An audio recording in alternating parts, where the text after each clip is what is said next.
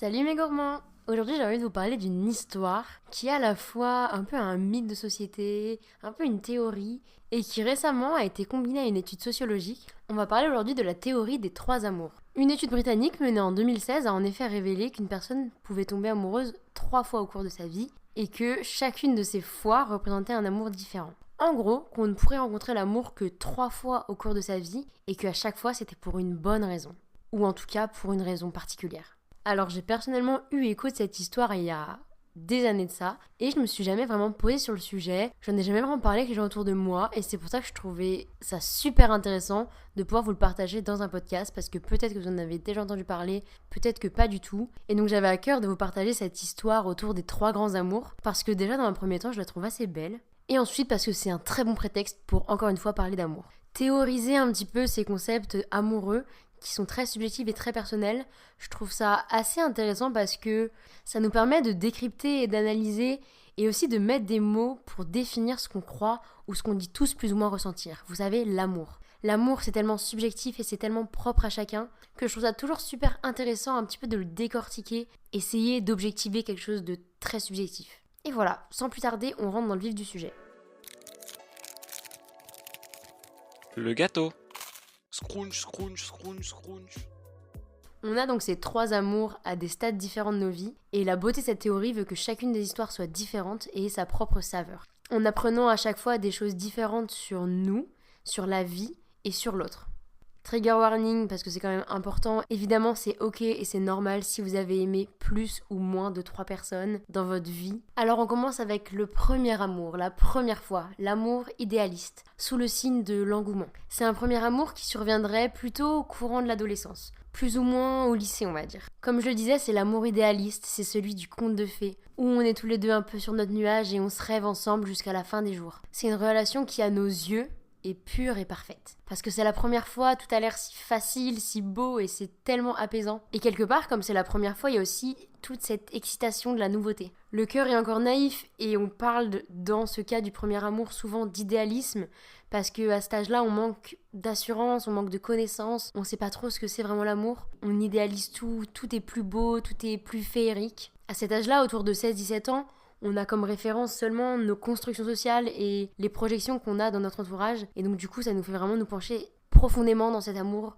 rêver dans cet amour idéalisé, mais pas réel. Comme on est un petit peu submergé donc par la brillance de cette relation, par toutes ces émotions nouvelles et toutes ces choses un peu exagérées et irréelles, on pense inévitablement que c'est une relation qui va durer pour toujours et que la personne en face de nous, c'est l'amour de notre vie, c'est notre âme sœur, c'est notre moitié. Mais néanmoins, la réalité revient très vite et les 2 personnes dans cette relation amoureuse vont vite se rendre compte que finalement, ils se sont peut-être trompés. C'est peut-être pas la personne de leur vie qu'ils ont en face d'eux. Et au-delà de ça, il y a des choses qui vont faire qu'on va être confronté à la réalité. C'est que souvent, c'est à des âges où on prend des chemins dans nos vies. Et très souvent, cette relation va être brisée par la prise de chemins assez différents des 2 personnes. Donc dans ce changement de vie, il va y avoir par exemple le début de nouvelles études, un déménagement, évoluer dans des milieux professionnels différents. Toutes ces choses-là qui peuvent venir interférer dans la relation et un peu bousculer les 2 tourtereaux de leur nuage. Et donc voilà, cette rêverie amoureuse et cette idylle parfaite va donc prendre fin quand le couple sera confronté donc aux désillusions de la réalité et par la même occasion de la vie d'adulte. Et là, il y a un énorme chamboulement dans la vie des 2 personnes parce que c'était des personnes qui pensaient qu'elles allaient être heureuses ensemble toute leur vie et que leur amour était fait pour durer toujours. Mais finalement, non. Donc ce qui va être vraiment propre à cette relation, ça va être aussi sa séparation et ce break-up à la fin qui va être vraiment terrible sur le moment, mais qui finalement va être assez simple à dépasser au fil du temps. Et même si cette étape de séparation va être très douloureuse pour les 2 personnes, elle est malgré tout nécessaire parce qu'elle leur permet un petit peu de comprendre ce qui est la réalité, les imperfections de la vie et le fait que tout n'est pas toujours tout beau et tout rose. Donc globalement, ce qu'on pourra retenir de cette première relation, ça va être ce sentiment incroyable de tomber amoureux, les papillons dans le ventre, partager avec l'autre ses premiers échanges de tendresse, ses premiers regards, ses premiers moments amoureux. Mais également réaliser la réalité de la vie et la dureté aussi de la séparation va être très importante et très formatrice concernant la gestion des émotions, la gestion des relations et un peu mieux comprendre le relief qu'il y a dans l'amour et dans les relations avec les autres. Miam miam miam miam miam. Après les désillusions, voilà le second amour. Le second amour qui vient comme l'amour nécessaire, le dramatique, le compliqué, celui qui va vraiment se montrer plein d'intensité. C'est l'amour qui nous ressemble. Ce second amour, c'est celui qui va secouer notre monde et qui va nous apprendre le plus de leçons. Il va agir quelque part comme un miroir. Le miroir de nos insécurités, de nos besoins et de nos désirs. C'est comme une sorte de montagne russe. Et c'est aussi ce point qui va pouvoir rendre ça difficile de sortir de cette relation. Mais avant de vouloir sortir de cette relation, on va rentrer dedans plus précisément et je vais vous donner d'autres éléments à ce sujet. C'est une relation dans laquelle il peut y avoir beaucoup de jalousie ou de la peur et parfois un manque de confiance. Comme je l'ai dit, c'est une relation qui va agir comme un miroir. Pour moi, ce qui est vraiment propre à ce second amour, cet amour nécessaire, c'est qu'il va nous apprendre tellement de choses sur nous-mêmes et sur notre partenaire. Dans le sens où on va un peu mieux comprendre comment on est, comment on fonctionne, nos qualités, nos défauts et un peu nos mécanismes. Et on va aussi réussir à comprendre ce qu'on cherche chez quelqu'un. Et je pense que ça, c'est quelque chose qui est vraiment primordial dans ce second amour et aussi dans les relations en général. Comme je le disais, ce second amour va donc nous apprendre ce qu'on veut chez un partenaire et ça nous permettra quelque part de mieux nous guider dans nos relations à venir. Là où la relation d'avant était assez lisse, assez homogène, assez nuageuse si je peux me permettre, cette relation va au contraire nous aider à donner du relief. Du relief sur ce qui est vraiment l'amour, sur qui on est vraiment nous en amour et sur qui est le partenaire en face. Cette relation nous permettra en quelque sorte de nous faire la main, même si le terme n'est pas le plus adéquat. Et je le disais juste avant, c'est parfois dur de sortir de cette relation parce qu'il va vraiment y avoir ce yo-yo, ces montagnes russes. Cette volonté de faire en sorte que ça marche, même si c'est pas nécessairement fait pour marcher. Et ces montagnes russes finissent très souvent dans une séparation assez douloureuse, mais malgré tout, parce qu'il faut toujours tirer du positif et du négatif, cette séparation nous permettra de grandir et d'avoir une plus grande force intérieure. Suite à ça, on sera donc beaucoup plus pointilleux dans nos recherches d'amour à l'avenir, et on aura sûrement appris des leçons qu'on avait tirées juste avant. Et on mettra sûrement la barre un petit peu plus haute par rapport à notre relation précédente. Miam miam miam miam miam. Et le troisième, on arrive à l'apothéose, l'apogée, le troisième amour inattendu.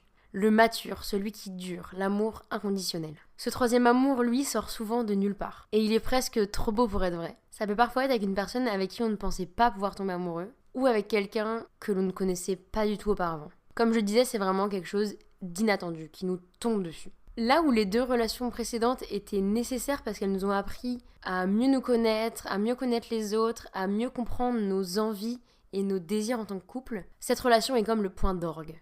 Ce troisième amour est donc un point de connivence qui nous fait comprendre et réaliser qu'il y a en fait un point d'équilibre entre tout ça.